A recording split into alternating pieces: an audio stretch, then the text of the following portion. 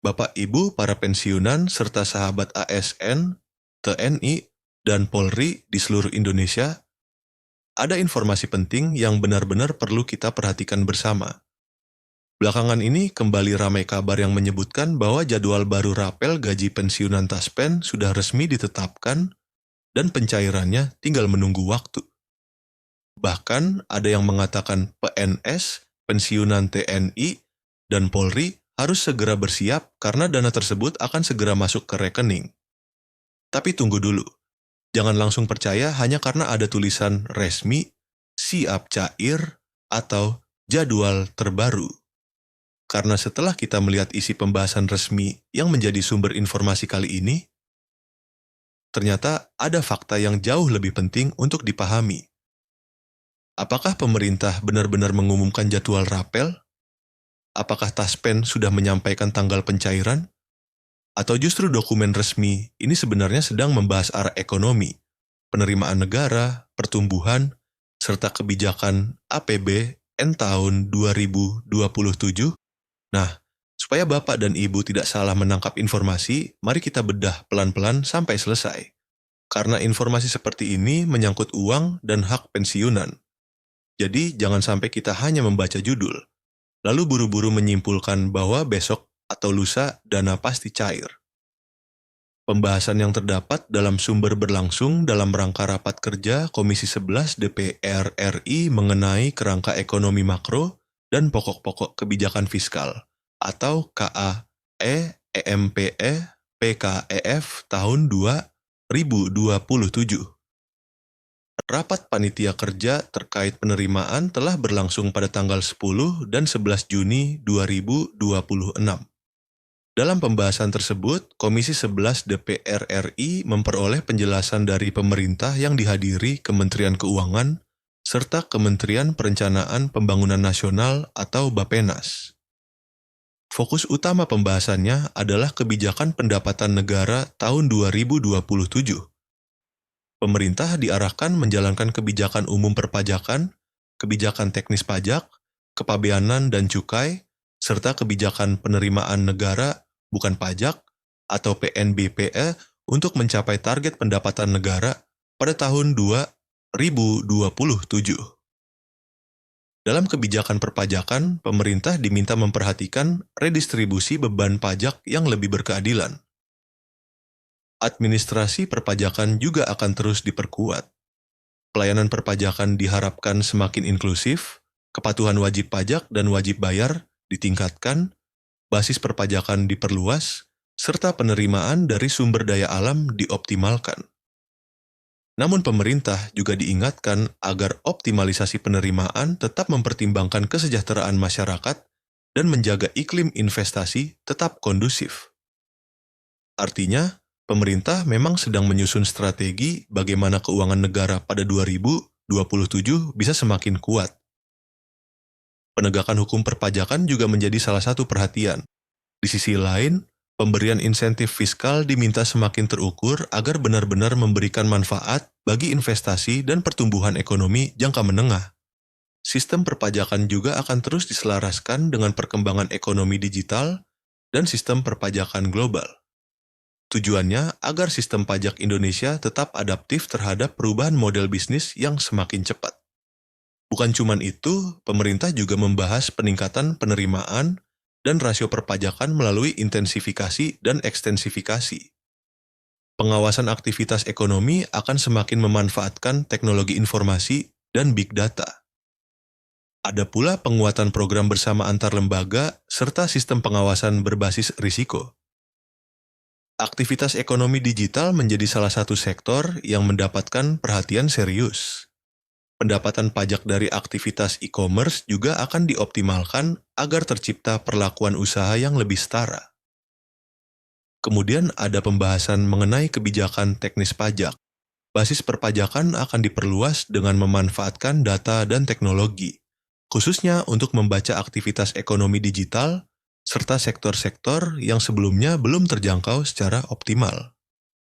Pengawasan wajib pajak tertentu juga diperkuat, terutama kelompok wajib pajak dengan transaksi yang dipengaruhi hubungan istimewa, serta wajib pajak orang pribadi tertentu.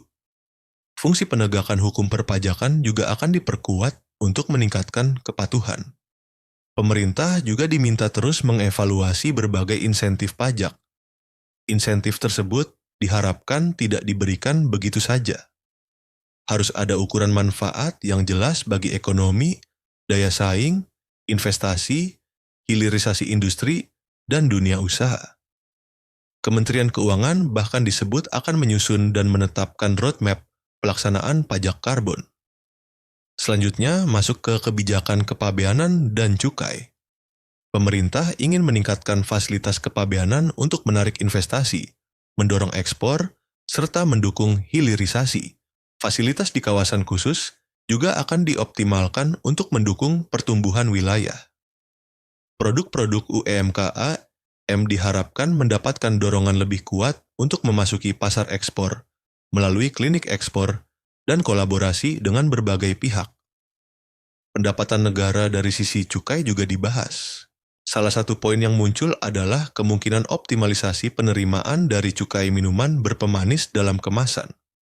Kemudian pada sisi PNBEPE, pengelolaan sumber daya alam menjadi salah satu fokus. Pemerintah ingin memperbaiki kebijakan dan tata kelola sumber daya alam, meningkatkan nilai tambah, memenuhi kebutuhan dalam negeri, tetapi tetap memperhatikan kelestarian lingkungan. Pelayanan publik juga diarahkan semakin inklusif melalui standarisasi, inovasi, digitalisasi, dan penyederhanaan layanan. Pengawasan dan penagihan piutang PNBPE juga akan diperkuat. Ada satu poin menarik mengenai insentif perpajakan. Insentif harus memiliki manfaat yang bisa diukur. Contohnya transfer teknologi, penyerapan tenaga kerja, peningkatan tingkat komponen dalam negeri atau TKDN, perlindungan lingkungan hidup, dan tambahan manfaat bagi masyarakat. Jadi, kalau negara memberikan insentif kepada dunia usaha, manfaatnya diharapkan benar-benar kembali kepada ekonomi nasional. Kementerian Keuangan juga akan menyampaikan data kontribusi serta rasio historis dari berbagai sektor usaha saat pembahasan Nota Keuangan RAPEB N tahun 2027. Data mikro perpajakan sesuai klasifikasi lapangan usaha juga akan disampaikan. Nah, dari pembahasan panja penerimaan tersebut, akhirnya disepakati kisaran rasio pendapatan negara terhadap produk domestik bruto pada tahun 2027. Batas bawahnya disepakati sebesar 12,01% terhadap PDBE. Sedangkan batas atasnya tetap sebesar 12,40%. Sebelumnya, batas bawah dalam kerangka awal berada di sekitar 11,82%. Artinya, batas bawah dinaikkan menjadi 12,01%. Setelah panja penerimaan, pembahasan dilanjutkan dengan laporan panja pertumbuhan ekonomi. Rapat panja pertumbuhan ekonomi dilaksanakan pada 10 Juni 2026. Pembahasan melibatkan Kementerian Keuangan, Bappenas, Bank Indonesia, serta Otoritas Jasa Keuangan. Tema besar KEMPPKEF tahun 2027 adalah tumbuh lebih tinggi, sejahtera lebih cepat. Target pertumbuhan ekonomi Indonesia tahun 2027 disepakati berada pada kisaran 5,8 sampai 6,5%. Pemerintah menilai target tersebut tetap harus mempertimbangkan kondisi ekonomi global maupun domestik, termasuk berbagai peluang dan risiko yang bisa memengaruhi perekonomian nasional. Kebijakan fiskal, moneter, dan sektor keuangan diharapkan bisa bekerja bersama-sama untuk menjaga stabilitas sekaligus meningkatkan aktivitas ekonomi. Pemerintah juga menekankan transformasi ekonomi melalui peningkatan produktivitas, penguatan investasi, hilirisasi, serta industrialisasi. Tujuannya jelas, bukan sekadar mengejar angka pertumbuhan di atas kertas. Pertumbuhan tersebut diharapkan bisa menciptakan pekerjaan formal dan meningkatkan kesejahteraan masyarakat.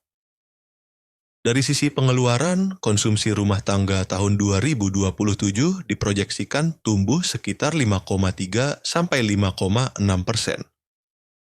Konsumsi pemerintah diperkirakan tumbuh 4,3–7,7%. Investasi atau PEMTB ditargetkan tumbuh sekitar 6,5% hingga kisaran yang disampaikan dalam pembahasan. Ekspor berada pada kisaran 7,1–8,8%. Impor diperkirakan tumbuh 7,8–9,9%. Sementara pertumbuhan PDB secara keseluruhan ditargetkan 5,8–6,5%. Dari sisi produksi, pemerintah juga memberikan sasaran pertumbuhan untuk berbagai sektor. Pertanian, kehutanan, dan perikanan sekitar 5,3–5,8%. Pertambangan dan penggalian 2,1–2,7%. Industri pengolahan 5,9–6,6%. Konstruksi sekitar 5,3–6,4%. Perdagangan besar, perdagangan eceran, serta reparasi kendaraan sekitar 6,4–6,7%. Transportasi dan pergudangan ditargetkan 8,7–9,3%. Akomodasi serta makan dan minum sekitar 9,3–9,7%. Informasi dan komunikasi 7,9–8,8%. Jasa keuangan dan asuransi 4,6–5,1%. Real estate 3,9–4,4%. Jasa perusahaan 4,6–5,1%.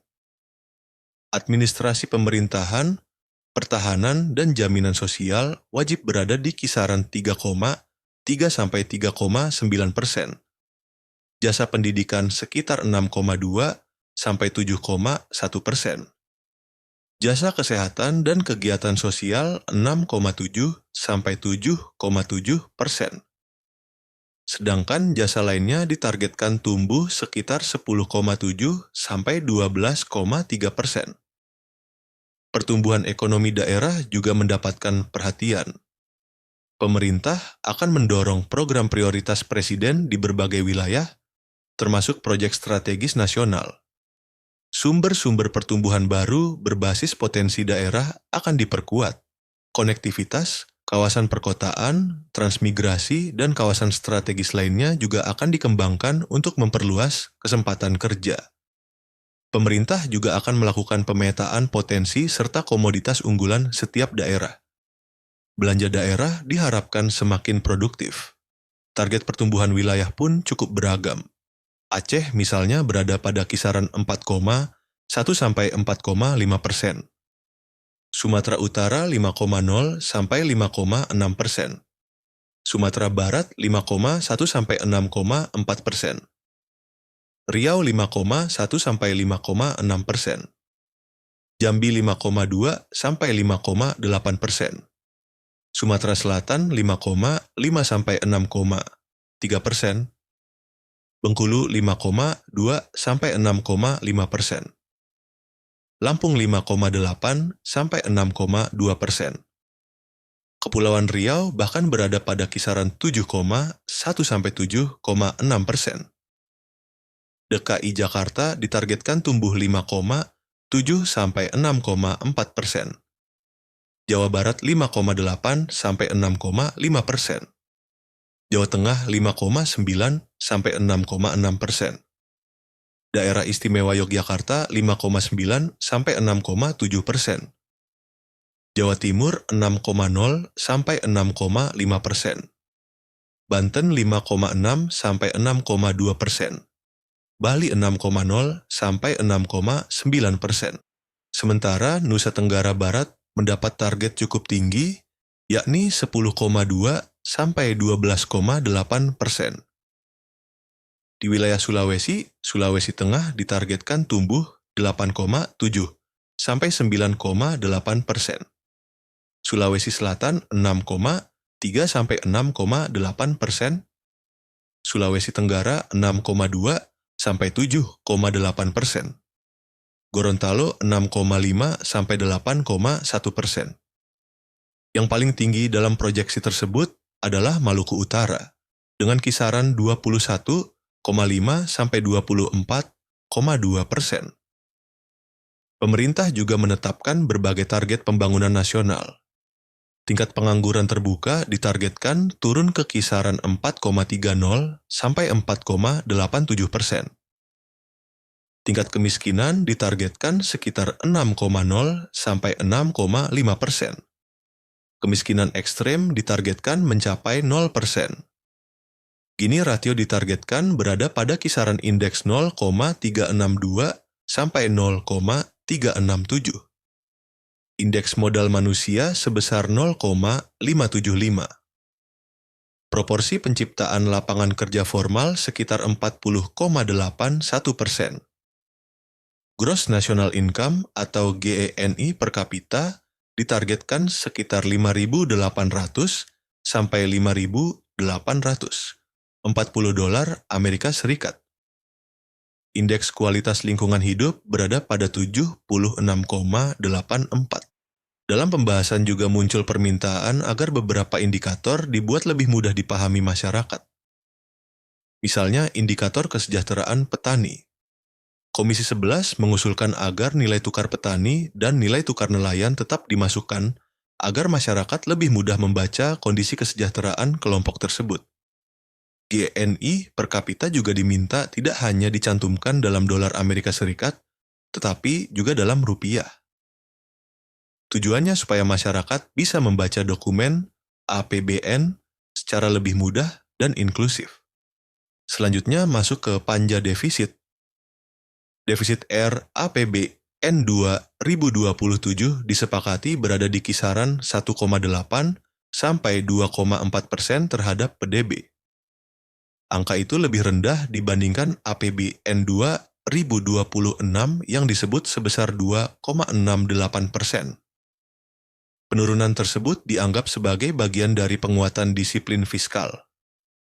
Namun pemerintah juga diingatkan agar penurunan defisit tidak sampai mengurangi kemampuan negara membiayai program prioritas, mulai dari ketahanan pangan, energi, air, pendidikan, kesehatan, hilirisasi, industrialisasi, infrastruktur, perumahan, ketahanan bencana, ekonomi kerakyatan, pembangunan desa, sampai penurunan kemiskinan. Pemerintah juga menegaskan komitmen menjaga defisit di bawah batas 3% terhadap PDBE. Rasio utang pemerintah juga tetap diarahkan di bawah batas 60% terhadap PDB. Utang harus dikelola secara transparan, akuntabel, produktif, dan penuh kehati-hatian. Pembiayaan melalui surat berharga negara juga diarahkan menggunakan biaya yang optimal dengan risiko yang dapat ditoleransi. Pada akhirnya, Komisi 11 DPR RI dan pemerintah menyepakati hasil pembahasan tersebut. Pertumbuhan ekonomi 2027 berada pada kisaran 5,8 sampai 6,5%. Inflasi dijaga pada kisaran 1,5 sampai 3,5%. Nilai tukar rupiah diproyeksikan berada pada rentang Rp16.800 sampai Rp17.500 per dolar Amerika Serikat. Suku bunga SBN tenor 10 tahun berada di kisaran 6,5 sampai 7,3%. Pendapatan negara ditargetkan sekitar 12,01 sampai 12,40% terhadap PDB.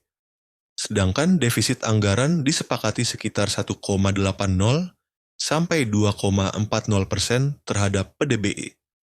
Lalu pertanyaan besarnya, apakah dari seluruh pembahasan tersebut ada jadwal resmi rapel gaji pensiunan TASPEN?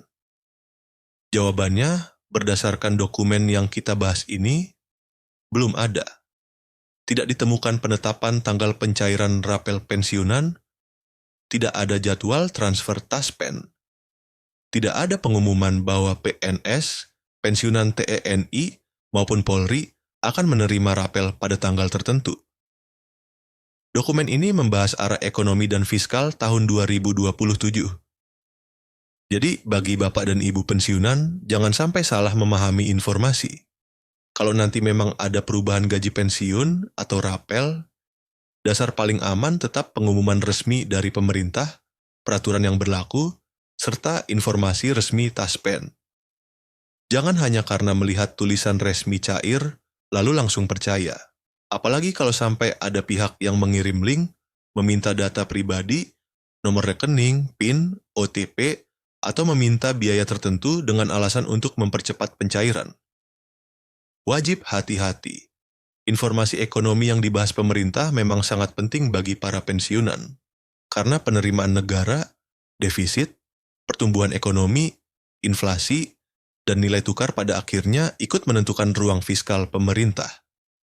Tetapi ruang fiskal tidak otomatis berarti rapel sudah diputuskan. Nah, itu bedanya yang harus kita pahami. Jadi, kesimpulan pentingnya hari ini, ada keputusan dan kesepakatan resmi mengenai sejumlah asumsi ekonomi dan kebijakan fiskal tahun 2027. Tetapi dari sumber pembahasan ini belum ada keputusan resmi mengenai jadwal rapel gaji pensiunan Taspen. Tetap tenang, tetap waspada, dan jangan mudah terpancing judul yang terlalu bombastis. Kalau nanti ada aturan resmi yang secara khusus menyebut kenaikan pensiun, rapel, tanggal pembayaran, kelompok penerima, serta mekanisme pencairannya, barulah informasi itu bisa kita bahas sebagai kabar pencairan resmi. Semoga penjelasan ini membantu Bapak dan Ibu memahami situasinya dengan lebih jernih. Karena bagi pensiunan, informasi yang akurat jauh lebih penting daripada kabar yang terdengar menggembirakan tetapi belum memiliki dasar. Terima kasih sudah mengikuti pembahasan sampai selesai. Semoga Bapak dan Ibu selalu diberikan kesehatan, kelancaran rezeki, dan ketenangan dalam menikmati masa pensiun bersama keluarga tercinta.